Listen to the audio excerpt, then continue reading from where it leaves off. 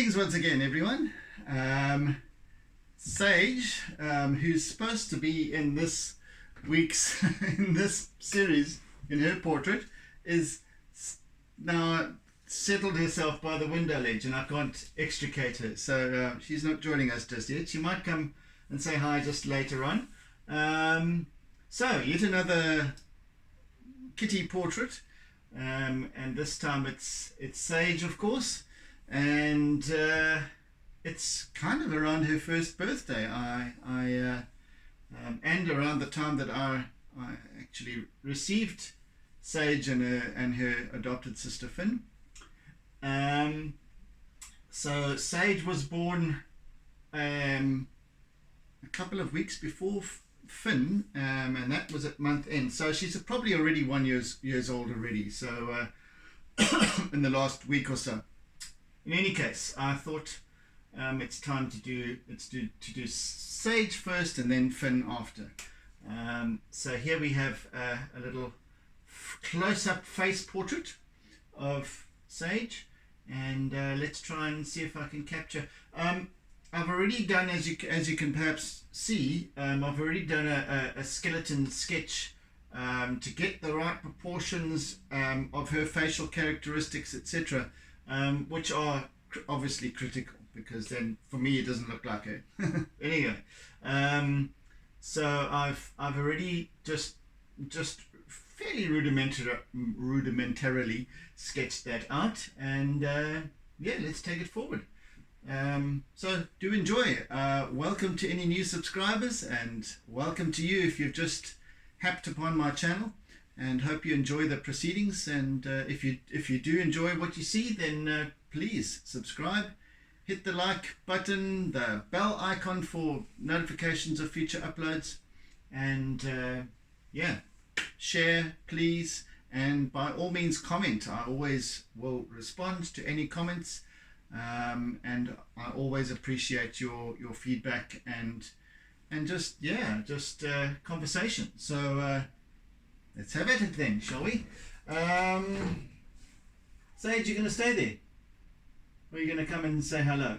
Well, maybe we'll see tomorrow. Right, let's have a go. Let's see where we're going to make the beninging.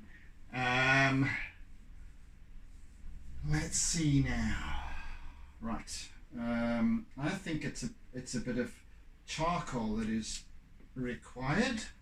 So today we'll establish the primary sort of, and this is all about light. There's a lot of and Sage, she's a calico, so, and predominantly white. So her face, her nose, her snout, and the bottom part of her face is white. So, and then we've got a little bit of ginger on the top here, with a little bit of brown creeping in, but that's over the top of her head, and then yeah, so most of her body is white, so it's pure white, so it really reflects the light. So even though there's not very heavy cast shadow, there is quite a differentiation where the light is cast on her fur, because it picks it up very, very white. So yeah, there is some quite substantial definition in light and shade with this piece, which is going to prove quite interesting as an artwork and as a composition.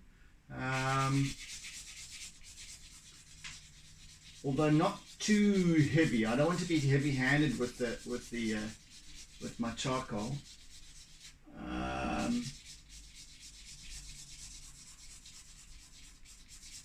Nevertheless, so even from this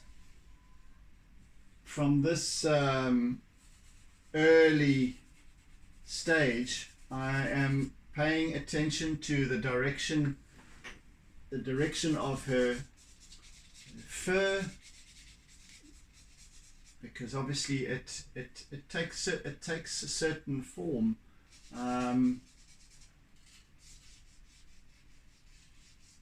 So yeah, it's important to observe that. And of course, the ultimate, or the most important aspect of a portrait to me is eyes, and of course they feature prominently in this one. And she's got the most beautiful eyes, and so I do need to pay close attention to the eyes. And they are what, as I always say, the eyes make or break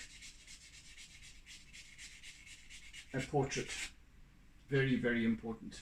You'll notice, by the way, that I'm wearing long sleeves today. Not that it's cold, but it is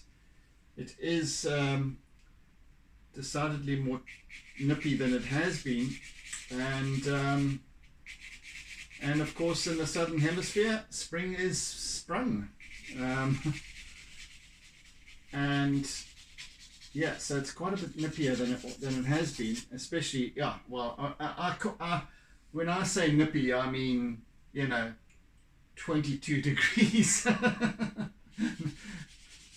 centigrade, which by many other countries' standards is not, but it has been in the 30s, and the upper 30s quite a lot of late. So this is a lovely relief from that heat, and not only the heat but the humidity as well. So it's just kind of it's just gone. It's taken the wind out of its sails, kind of thing now, with the advent of spring. Much relief. So I'm going to be working slowly, even though I'm working quite roughly. I'm just slowly building up tonal value here,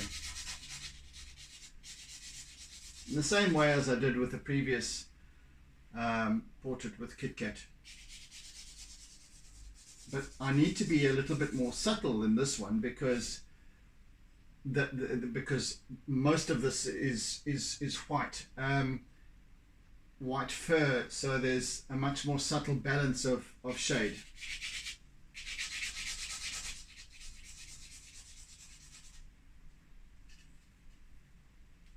So even if I am starting off fairly darkish,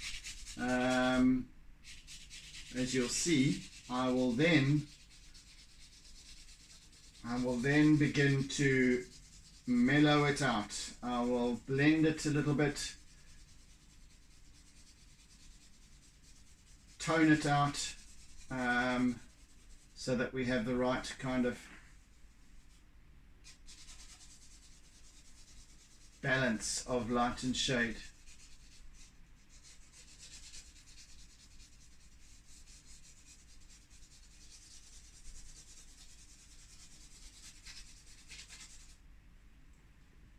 So to begin with, this might look like a very hairy cat, but not so.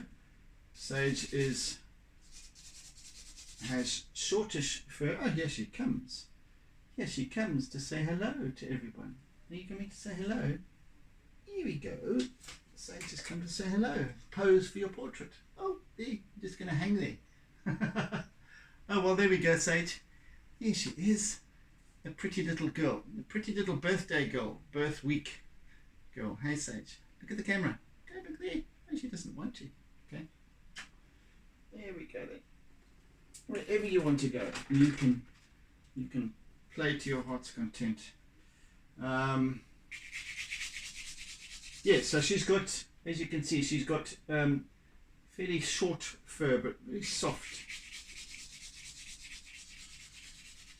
So this might look like a Maine Coon to start off with, but not so. And of course, this is supersized. It's probably about 50 times the size of her face, which is she's got a tiny little face. Ain't you, Sage? Are you going to stay there? What are you going to do? You're going to stay there and pick up some colours on your fur, as she generally does. She kind of knows I'm talking about her. Perceptive as cats can be.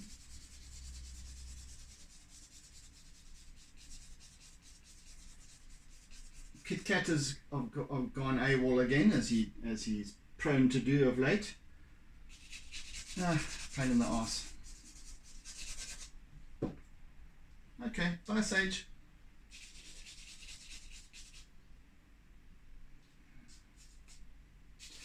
Right, so yeah, so this is going to look like a bit of a lion to begin with. Just as I set up this tonal value here, or rather just start working with the light and shade. And much of these darker or shadowy areas, just as an observation, so being white fur, it's almost luminous. As I was explaining in one of the previous sessions, this white fur of hers is almost luminous. I mean, at night, even without any lights on, she outside, she stands out. Because her fur picks up any light source, so and she just sits there glowing in the dark.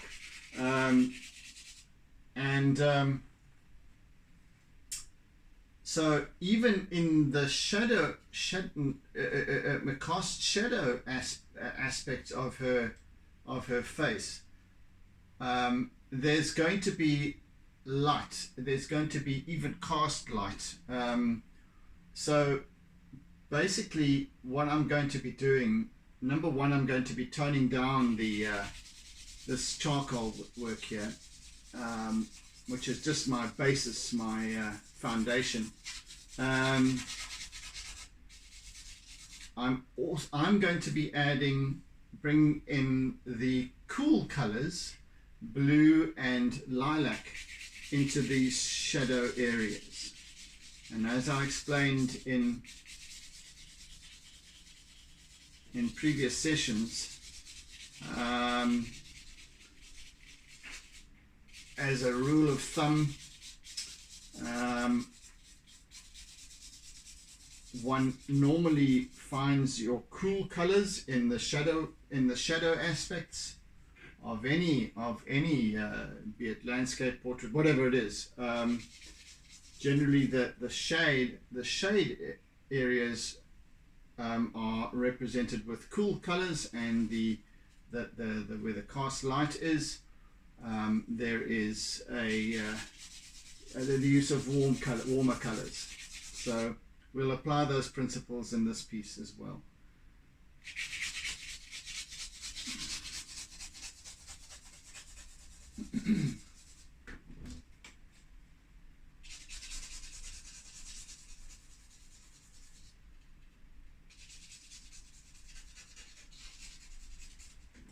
Just move around here a bit.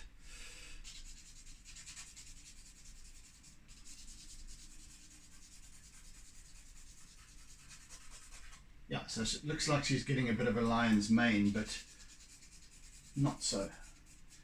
Not so at all, in fact.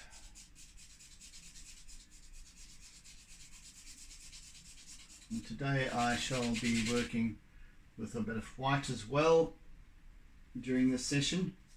I always say today, but today is today, and it might not be today that you're watching.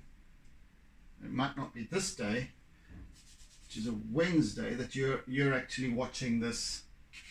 Yeah, so I'll often say today, meaning for me, but for you it might be another day. So for you it might be tomorrow. For you it might be yesterday. I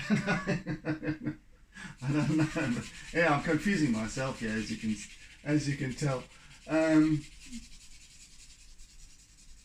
during this session is what I should always say. During this session, I try and remember that, but I seldom do. And I forgot what I was about to say in any case. So yeah.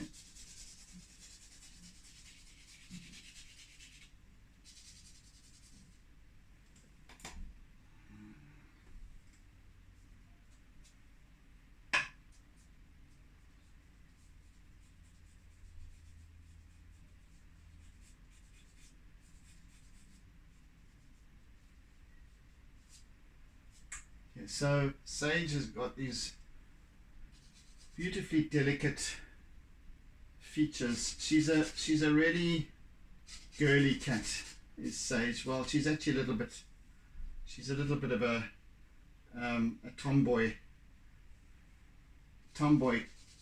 pretty cat though, but very delicate features, whereas Fynn has got very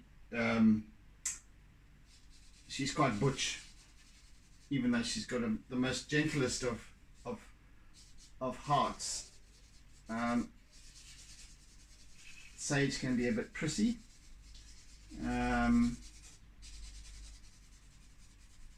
but Fynn is definitely more indelicate.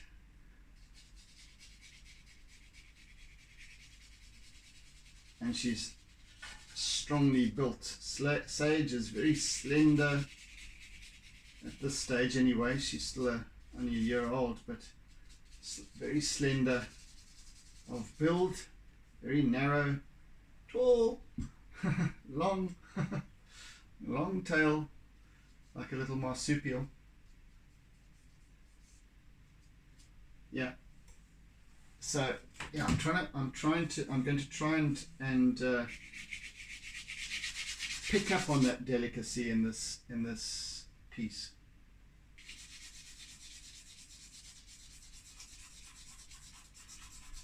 Let's bring in a little bit of white now, and I'm going to use one of the harder chalk pastels for my whites.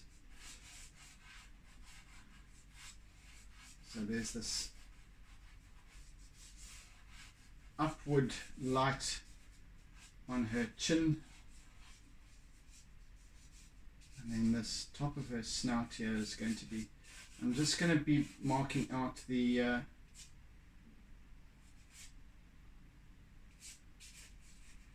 much lighter lights.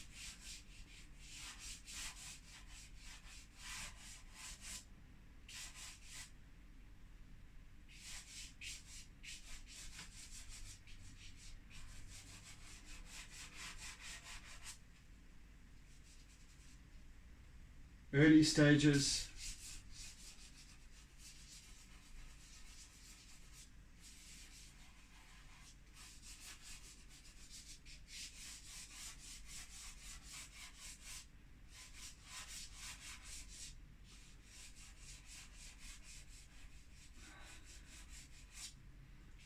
But I can't wait to render her eyes. She's got the most beautiful eyes, and they're slightly subtly different. The one has got a slightly bluish hue to it, Huey Lewis in the News, and the other has got a slightly yellowy green hue to it. Very, very slight difference in coloration. Very slight, ever so subtle. So you can try and pick up on that.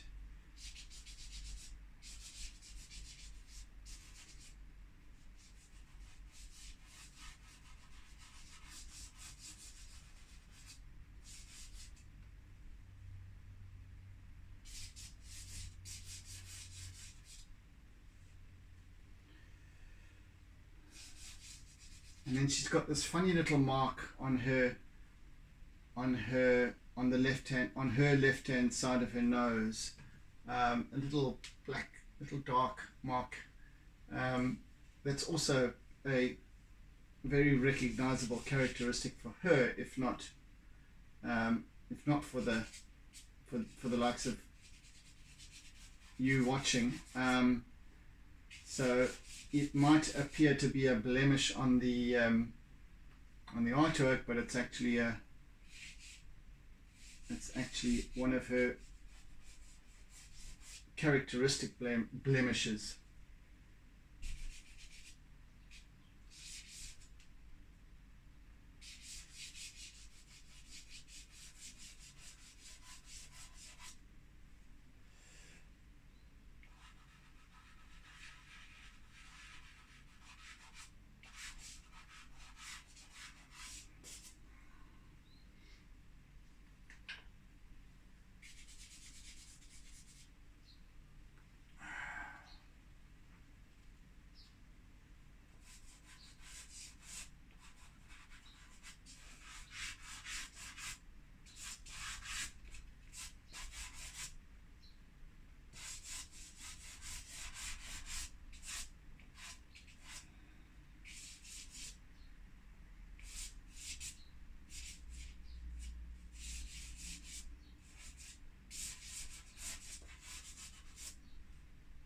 So I'm almost,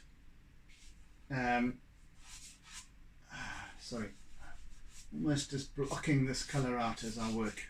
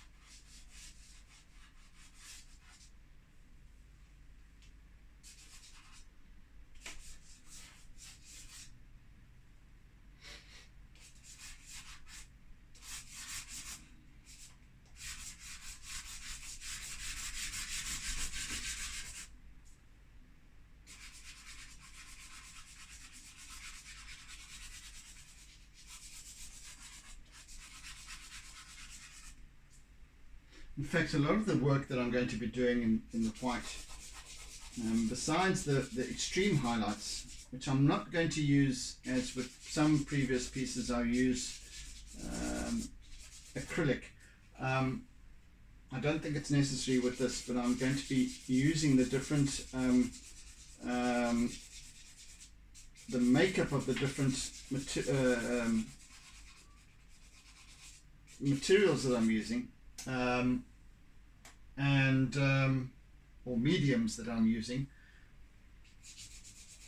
and I'm going to be working mostly with the build-up of this fur and what have you, and the subtleties of changes in the undulation of her fur and curves and features and so on and so forth. I'm going to be working with my white Conte crayon, because I can be more, here with this pastel, it's really difficult to find fine lines, whereas with the Conte I can.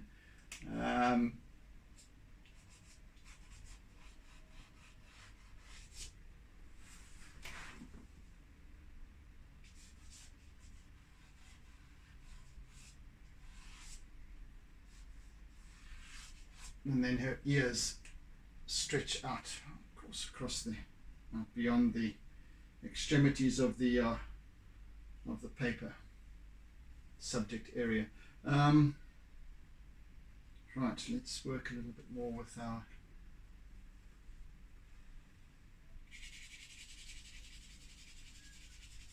charcoal.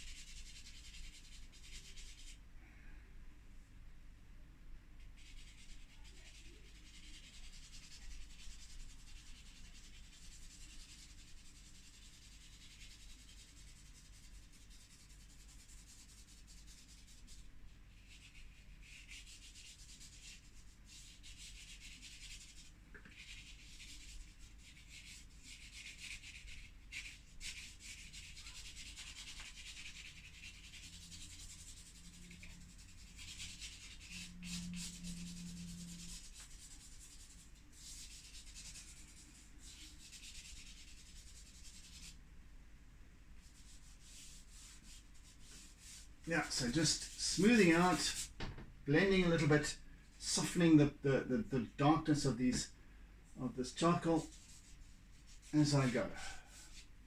Let's get a thicker one here. Where's that one?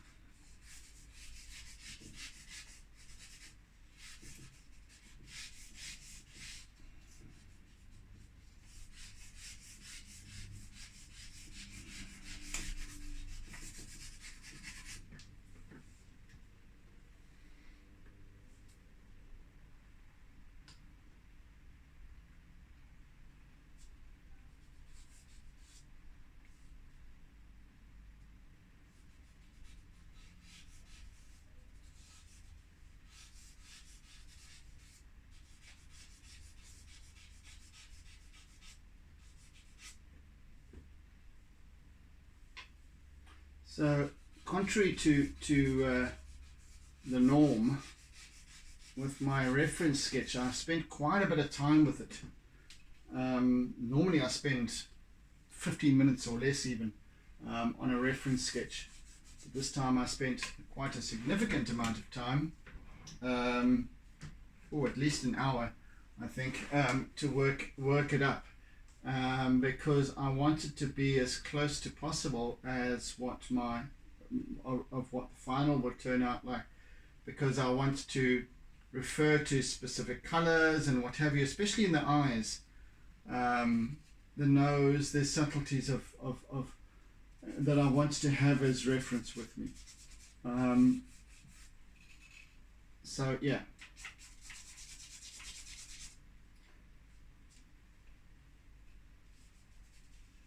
So the reference image is quite well worked itself.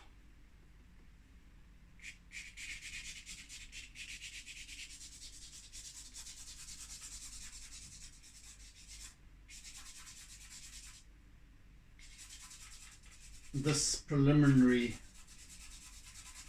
stage is going to be quite rough work as well, even though I've already got my specific facial characteristics referenced out here, sketched out. I can work within that, and I can work quite roughly.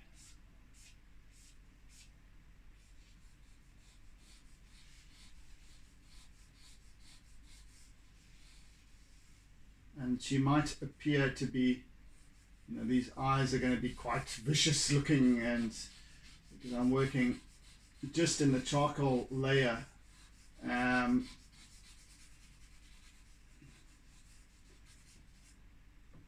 so they might be quite sort of starey for now, but I will soften this all out later on. I just want to get the basis of it in place. Particular attention to the eyes, like I said, it's so important that they are accurate, that they are crisp edges and all that sort of stuff. Any little tiny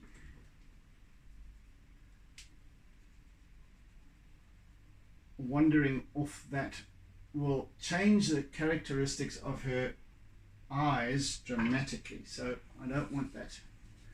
I don't want to chance that. So let's get that sorted now.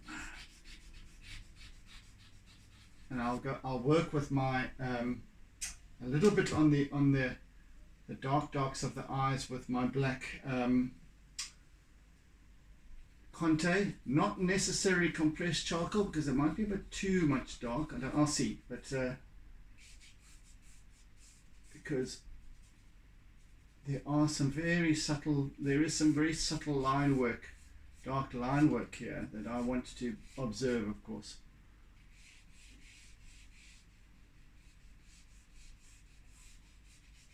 And that's important. Yeah, she does definitely look like a bit of a lion at this point.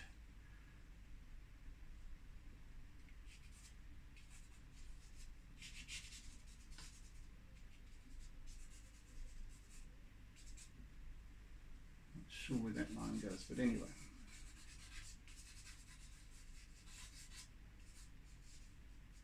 And as with the previous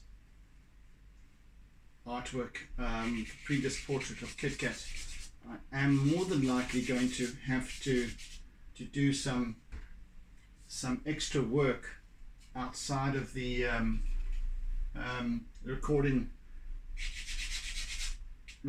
time, just to get those very subtle specifics.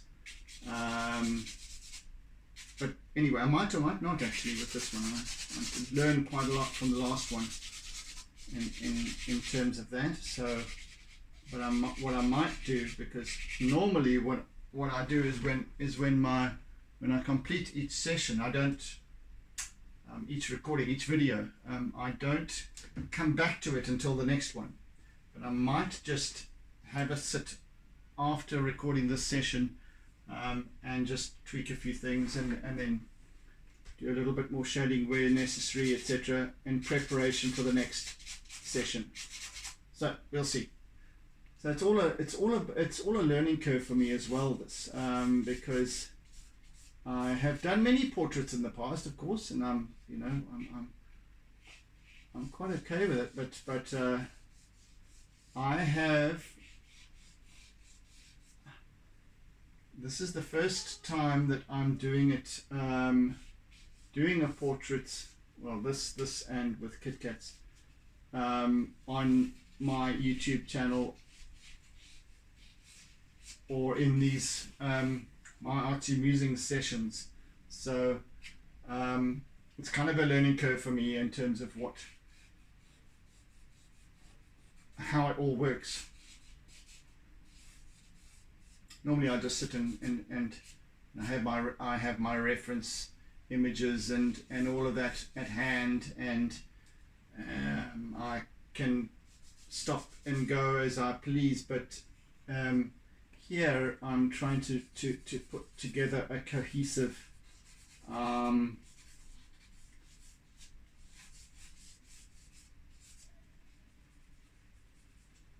sharing of my work as I go. So yeah, anyway, all good. It's definitely a wonderful learning curve for me. I'm really thoroughly enjoying it, and especially just getting this lovely expressiveness of the medium working to its best, working to its optimum, and it's a wonderful challenge for me. I love that.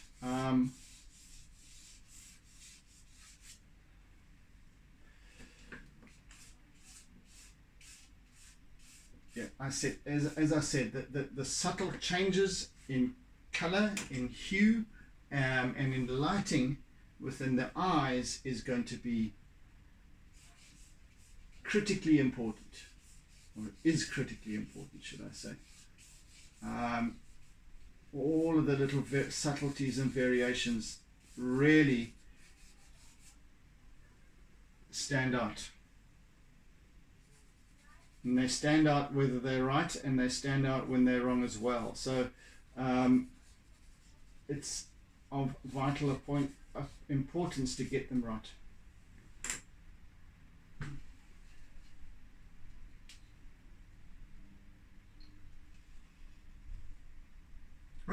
Right.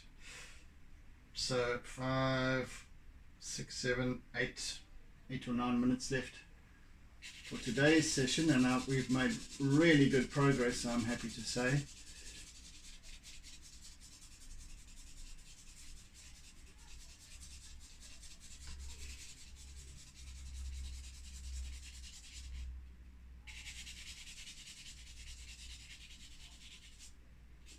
In fact, we had an electricity fault earlier on, and I wasn't sure whether I would have to work with my recording in just without any additional lighting. So, but then just as I was about to begin my recording, the electricity came back on again. So I have a couple of lights that to work with, you know, in addition to the natural light outside shining in the window. So it's always touch and go in any case, whether or not you get the image that you get to see is correct or not. It might be over enhanced in certain aspects and overexposed and what have you. I don't know. I kind of just fix the lens, or so that it doesn't continuously adjust, because what I used to find with, and this is just sort of outside of the story kind of stuff, behind the scenes stuff, so what I used to find was when recording these sessions, when I used to, before I used to lock the aperture or whatever the hell it is, I would find that every time I turned around, the light would catch my face, and the lens would adjust, the lighting would change, and it would keep on bouncing around, and every time I sort of turned slightly, the lighting would change, and it was disrupting the recording or the feed. So yeah, I decided to lock it all in place so that we wouldn't have this constant bouncing of focus or whatever it would do.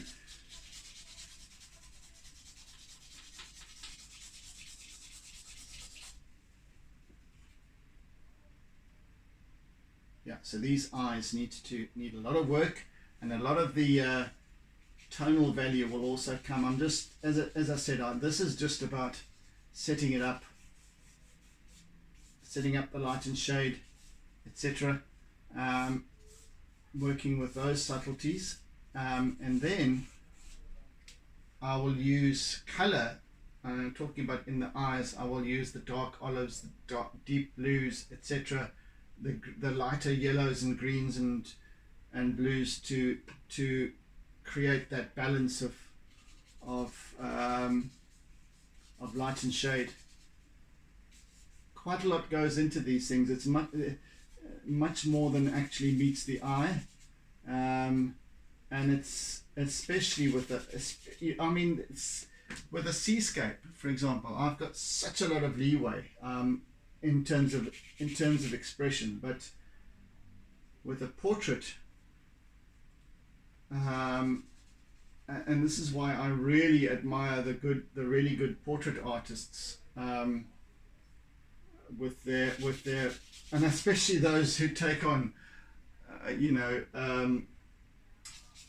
either in a caricature or in a portrait to represent famous people, because it's number one, you don't know them, you don't have a characteristic reference, and second of all, it's so difficult to get their particular look and portray their particular energy, and my goodness. So those portrait artists out there who can do so with and very rapidly as well. I admire greatly, really I do. I think every aspect of art, whether you do landscapes or whether you do portraits or whatever it is, still life or whatever it is, you develop a certain knack for certain things, and some are better at certain things than others. Very seldom will you find an artist who's an absolute all-rounder, and those are, you do get them, but it's like very few and far between. You find an artist will latch onto their particular style and something that they come to. It's because it's all about enjoyment and what you're comfortable with. I've become very comfortable with my seascapes, as you must know. I mean, I really, but I enjoy them, and that's okay. And then just with a little bit of latitude here, I'm taking on doing these portraits and what have you. So I recently completed delivered yesterday a portrait of a German Shepherd and her owner. She had passed away. The German Shepherd, that is, Athena.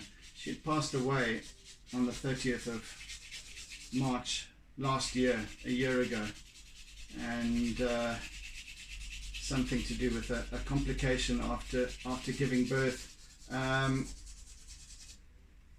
and she died very tragically obviously for her mum, and so yes, I had a commissioned portrait of the two of them, and delivered it yesterday to a tearful Tanya. Shame. So it was a really special piece to work on as well, because each piece has got its own. Okay, you see, now that has to change. See, now I just pick up on these things suddenly. Okay, I'll work on that. That pupil needs to turn slightly. There's an angle there. Anyway, that's all in due course. That's fine. I'll just pick up on these things as I go. So I'm almost complete with today's session. Yeah. So as I was saying, that got me thinking. Okay, it's time to start doing some portraits now. And of course, KitKat's been with me for 10 years. Nearly 10 years, so I thought I'll do his first, and then I'll have to do Sage and Fynn, of course, as well. So that's why you're getting these, and it's also fun. It's also lovely to work with portraits, but it's a different. There are different qualities involved. As I said, with a seascape, you've got a lot of leeway, but the story is told differently. As I said, each artwork tells a story, and it's the language within the application, within the rendering, that really gives the story meaning. So that's what I really strive to achieve with these pieces, is to give them meaning, and not necessarily just in terms of what the piece represents to me personally, in terms of recognizable qualities of Sage, Fynn, KitKat, whatever, but a story in its composition, in its appeal, and all that sort of thing. Anyway, so we're done for today. So thank you for joining. I think I've gone a bit over time. over my 45 minutes, my allotted 45 minutes. So yes, I hope you've enjoyed it, and like I said, please, if you'd like to comment or ask questions or anything about any of the proceedings, please do. I always welcome that. And yeah, so I shall catch you again another time, and I will not say tomorrow, I shall say during the next session. So yeah, for that, until then, I bid you oodles and oodles of toodles, and in the meantime, be good, be kind, be gentle, be caring, be loving, etc., etc. So catch you again next time, folks. Bye. And don't forget to doodle.